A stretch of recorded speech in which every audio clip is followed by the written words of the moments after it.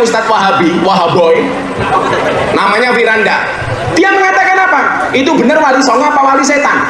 Gara-gara apa? Mengkritik Sunan Kalijogo sebelum menjadi wali, dia bertapa di pinggir kali. Kalau tidak paham makna hakikat, tidak paham makna makrifat, mendingan kamu diam. Kalau harus menasihati dengan cara yang baik, jangan niatnya baik tapi caranya tidak baik. Maka Kanjeng Sunan Kalijogo sebelum menjadi wali, yang menurut Firanda ini wali setan, cangkeme bajingan, orang Wahabi mengatakan apa? Wali songo itu katanya wali setan. Ini salah satu orang yang sangat benci dengan para asatidz salafi, ya. Dia kadang-kadang membuat video, ya, mengutip perkataan para asatidz salafi, kemudian di framing bahwa Ustadz Salafi Wahabi pemahamannya sesat dan menyesatkan, termasuk mengutip perkataan dari Ustadz Firanda Andirja yang membahas tentang Sunan Kalijogo. Ya.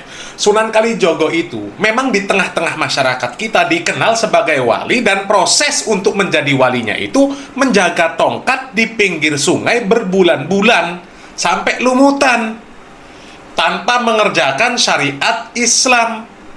Itu yang dikenali masyarakat. Bahkan film yang beredar pun seperti itu. Dari dulu, saya masih kecil pun dulu nonton filmnya ya begitu juga ceritanya. Ya, Sunan Kalijogo itu sebelum jadi wali, ya jaga tongkat. Memang seperti itu filmnya.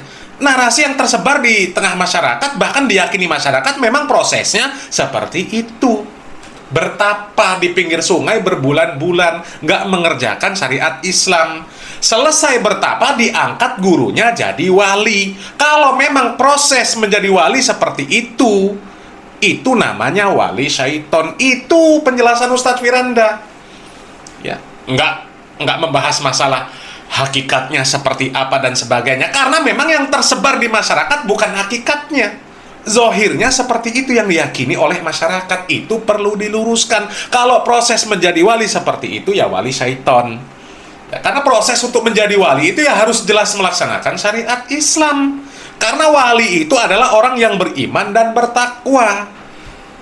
Ya, untuk mencapai iman dan takwa harus mengerjakan syariat Islam, baik secara zohir maupun batin. Itu kalau mau jadi wali. Tapi di framing sama Miftah, ya, seakan-akan Ustadz Firanda itu sesat, mengatakan wali songo. Kalau wali songo kan langsung persepsi orang semua wali songo sesat, wali setan. Siapa yang nggak marah coba ketika dikatakan wali songo, wali setan? Ya jelas marah. Itu namanya fitnah, provokasi. Ya, memang orang yang satu ini terkenal dengan mulutnya yang kasar dan kotor. Tapi herannya ya masih dipanggil ceramah kemana-mana, ya. Dan berita terbaru dari orang ini disebut terlibat dalam kasus korupsi Bupati Sadewo. Coba kita lihat informasinya. Media hari ini kita mendapatkan keterangan cukup terang-benderang dari saksi yang bernama Diki Martin.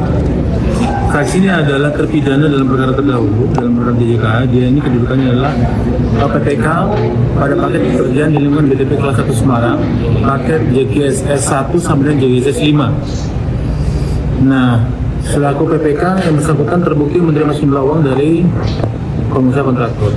Nah, dari sana kita dapat informasi bahwa uang-uang itu beredar sampai jauh. Oh, beredar sampai jauh. Ya. Jadi ingat iklan paralon. Ya. Kalau iklan paralon itu yang mengalir sampai jauh itu air.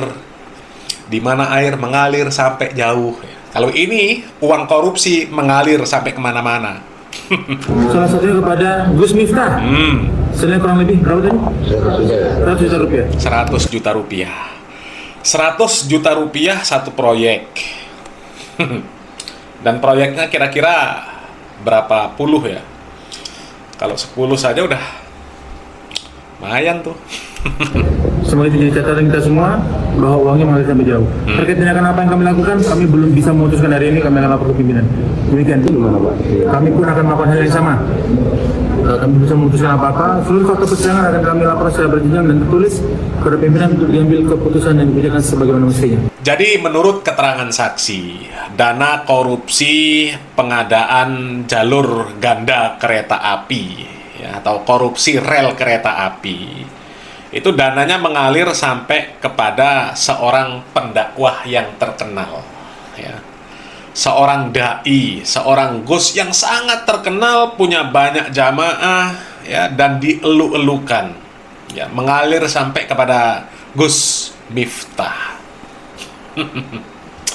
Coba kita baca berita dari halaman kompas.com, ya. Ini kompas.com. Nama Gus Miftah disebut dalam sidang korupsi jalur ganda kereta api yang menjerat Sudewo. Semarang, kompas.com. Nama pendakwah kondang Miftah Maulana Habibur Rahman atau yang akrab disapa Gus Miftah ikut disebut dalam sidang dugaan korupsi proyek pembangunan jalan ganda kereta api Solo Semarang segmen 1, ya, JGSS segmen 1. Rel kereta api loh. Makanya ya nggak salah lah kalau dikatakan banyak orang-orang itu yang mereka takut dengan yang namanya daging babi haram, ya. Tapi ketika uang korupsi itu nggak dianggap haram, ya, dianggap harum. Ya, luar biasa, ya. Rel kereta api baja saja dimakan, diembat juga, ya. Kasus ini menjerat Bupati Pati nonaktif Sudewo di Pengadilan Tipikor Semarang Senin 13 Juli 2026. Fakta mengejutkan tersebut terungkap secara gamblang saat jaksa penuntut umum memeriksa mantan pejabat pembuat komitmen proyek JGSS, ya, Deki Martin sebagai saksi, ya. Jadi orang ini yang membuat komitmen proyek JGSS, ya. Dalam persidangan, jaksa membacakan berita acara pemeriksaan saksi yang menyebutkan adanya aliran dana sebesar 100 juta yang diduga mengalir ke kantong Gus Miftah.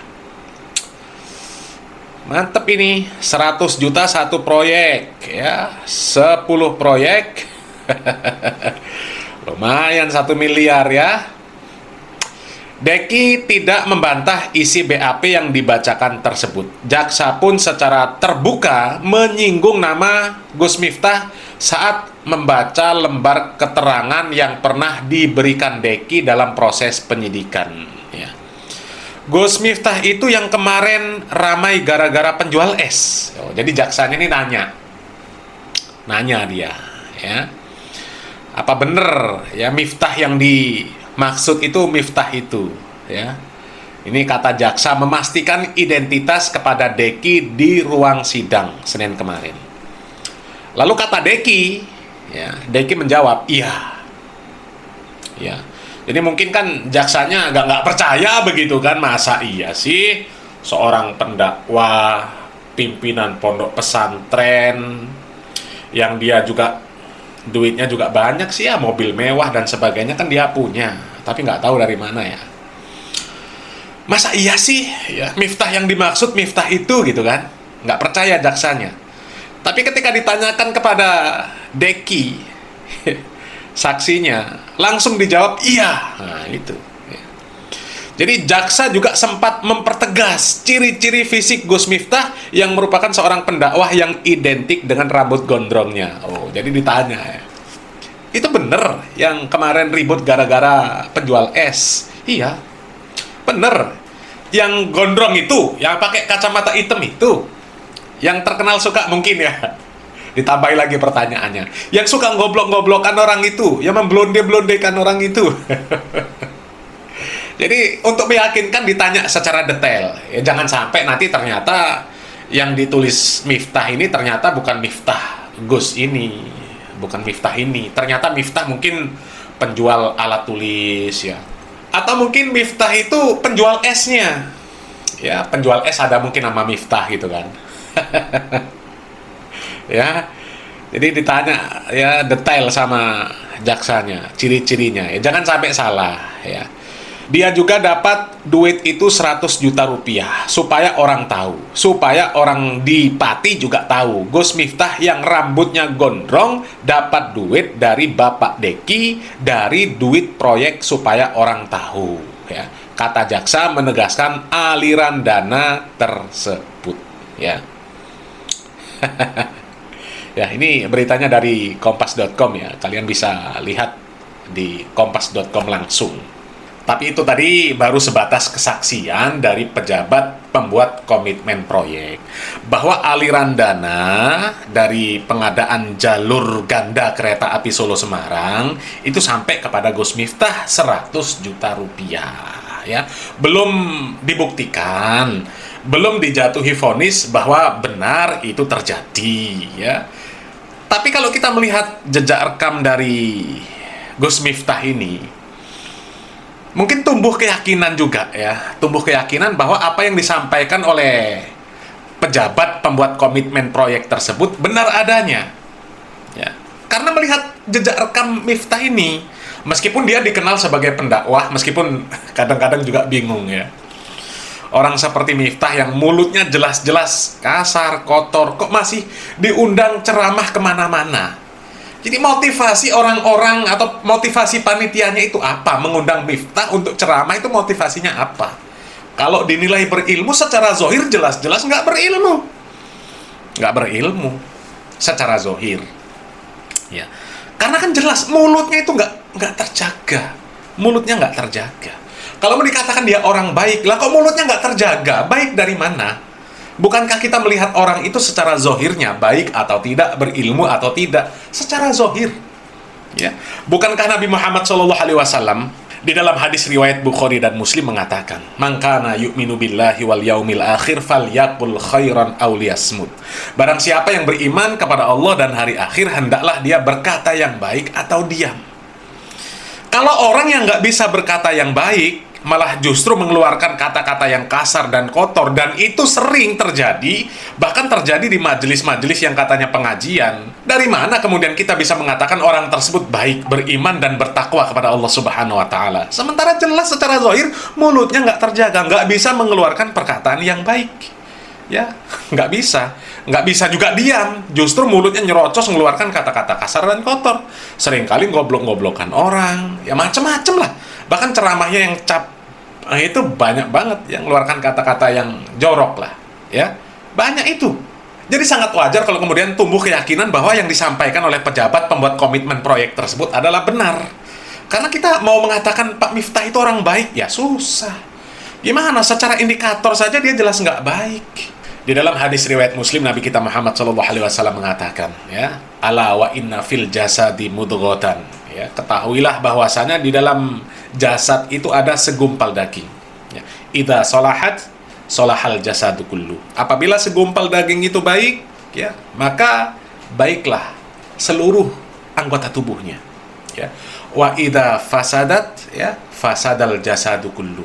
Apabila segumpal daging tersebut buruk, ya, maka buruk semuanya. Ala wahyal qalb, ya, ala wahyal qalbu, ya. Ketahuilah segumpal daging itu adalah hati. Jadi kalau hati seseorang itu busuk, ya, maka seluruhnya ikut busuk, ikut rusak. Kalau hatinya bagus, semuanya ikut bagus. Kalau orang itu hatinya bagus, nggak akan mungkin mengeluarkan perkataan-perkataan yang kotor. Nggak akan mungkin. Bahkan seorang ulama, dan ulama ini seringkali dijadikan rujukan oleh orang-orang kelompoknya Gus Miftah ini, Al-Imam Ghazali rahimahullah. Beliau mengatakan, apabila orang itu hatinya baik, maka perbuatan-perbuatannya akan baik. Akan baik. Tapi kalau hatinya buruk, perbuatannya juga buruk gitu loh. Jadi perbuatan itu cerminan hati. Ya, perbuatan itu cerminan hati, perkataan cerminan hati. Hati itu, ya, ibaratnya raja, ya. Al-Imam Ibnu Taimiyah pun mengatakan seperti itu. Di dalam kitab Majmu' Fatawa, beliau mengatakan, ya, fa innal qalba malikun. Sesungguhnya hati itu adalah raja, wal a'dha'u junuduhu, dan anggota badannya itu, ya, anggota badannya itu pasukannya. Ya. Kalau rajanya bagus, pasukannya akan diperintahkan untuk melakukan yang bagus-bagus. Tapi kalau rajanya nggak bagus, dia akan memerintahkan kepada pasukannya untuk melakukan yang nggak bagus-bagus. Kalau hatinya bagus, maka dia akan mengeluarkan perkataan-perkataan yang bagus, perbuatan-perbuatan yang bagus. Ya. Kalau hatinya nggak bagus, ya akan mengeluarkan perkataan-perkataan yang nggak bagus, perbuatan-perbuatan yang nggak bagus. Itu. Jadi kita menilai seseorang itu dari zohir, dari perkataan, dari perbuatan. Kalau ada orang yang sudah terbiasa melakukan perbuatan yang nggak bener, perkataan yang nggak bener, perkataan yang nggak baik, ya. Kemudian kok ada informasi tentang orang tersebut, berita-berita yang nggak baik, maka kita akan mengatakan wajar, ya. Karena memang track recordnya nggak baik, ya. Tapi ya kita tunggu sajalah, ya, seperti apa kesudahan berita ini, ya. Dan sekarang ini kan sudah, ya, terbukti, ya, satu persatu borok dari orang-orang yang selama ini membenci dakwah sunnah, ya, terbongkar. Mereka yang mengatakan Wahabi sesat, nggak ngikutin ulama, ya, ternyata jejak digital membuktikan mereka yang seperti itu sebenarnya. Tapi mereka menuduh Wahabi, ya, katanya Wahabi tidak cinta NKRI, ya. Ternyata mereka yang melakukan korupsi, ya, dan sudah terbukti itu, sudah terbukti. Kalau Miftah belum terbukti, ya, tapi yang lain sudah terbukti. Yakut Khalil Qomas sudah terbukti, sudah jadi tahanan KPK, ya, terbukti. Apa gunanya mereka berkuar-kuar cinta NKRI tapi melakukan korupsi? Dengan korupsi itu mereka menghancurkan NKRI. Kalau dikatakan lebih kejam lagi, mereka orang-orang munafik. Orang-orang munafik itu perkataannya luar biasa. Ya, perkataannya luar biasa, cinta NKRI dan sebagainya. Ya, kalau kalian baca surat Al-Munafikun, di sana kan jelas, ya, bagaimana Allah Subhanahu wa taala menggambarkan tentang orang-orang munafik. Perkataan orang-orang munafik itu luar biasa. Ya, ya seperti itu, cinta NKRI, NKRI harga mati dan sebagainya, tapi ternyata mereka korupsi. Mereka yang mau menghancurkan NKRI, tapi orang lain yang dituduh tidak cinta NKRI, ya. Mudah-mudahan bermanfaat. Kita tunggu berita selanjutnya.